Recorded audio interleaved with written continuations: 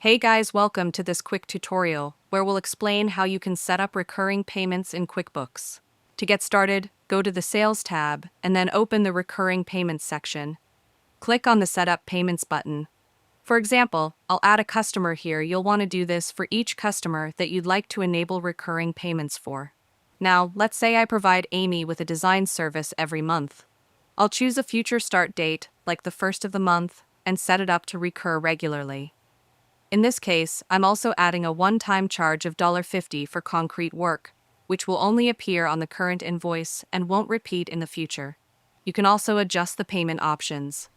Since this is just a sample company, some features aren't active here, but normally you can set up the frequency of payments and select which payment methods are available.